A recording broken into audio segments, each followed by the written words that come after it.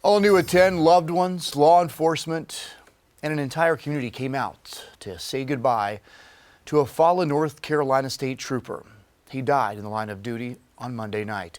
These are aerial footage of the procession as the caisson circled the lake in Forest City. This is actually the procession to Isothermal College where that funeral procession happened. You can see his hearse there taking that to that Performing Arts Center there.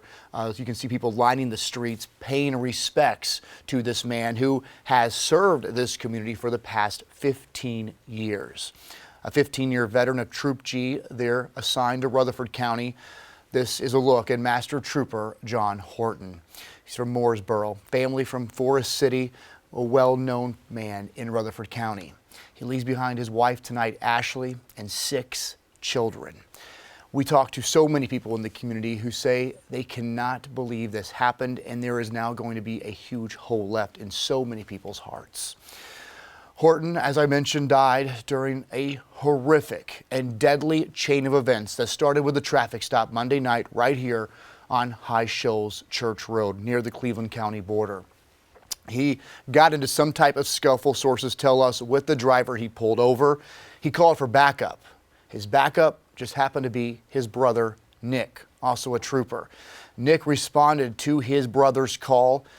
What we don't know are exactly what unfolded in those moments, but we do know Nick tragically hit John's car and also John and that driver, Dusty Beck. Now, Beck died on the scene. John was airlifted out. Nick was also hurt. John could not recover from his injuries. And as you can imagine, what I just described is unbearable. Can't even imagine. And you got to think how many families were impacted by this and will forever be. People came from across the Southeast. I heard tonight troopers came as far as California to pay their respects at Isothermal Community College today and say farewell to this trooper. Fox Carolina's Zach Prelutsky was there all afternoon and has this report. A very emotional day here in Western North Carolina as the community remembers Trooper John Horton. One of the most moving parts of the entire day was when the North Carolina Troopers Association caisson unit escorted Horton's body past family, friends, and fellow first responders.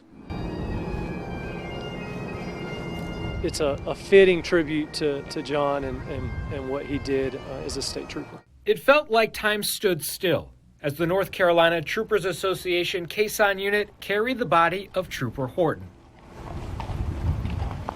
When you see it, it's unique. You know, it's something special to have this the body being pulled by this specially made wagon by these specially trained horses.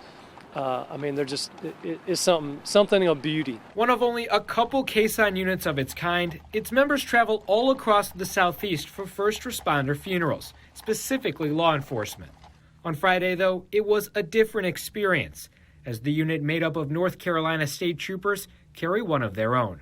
Emotions for this and for someone that wears the same uniform as you and you know, carries the same duty in protecting our state that you do, it's going to be different for them. You know, I think to say it would be a lie. They know this is a different one, carrying their own brother. Before the procession, what seemed like a continuously growing line waited in the cold for the visitation, bringing in law enforcement officers from all over the region. It was devastating, especially, you know, first and foremost as you get to know about the trooper and his family and how large and extensive his family was. You know, it choked me up. The community has been in mourning since the tragic accident took place on Monday night. I just pray for this man's family, his children, his brother, the other guy and his children, you know, their family too. It's a tragic thing. Following the visitation and procession, a funeral service for Trooper Horton was held. For now, reporting in Rutherford County, Zach Prelutsky for Fox Carolina News.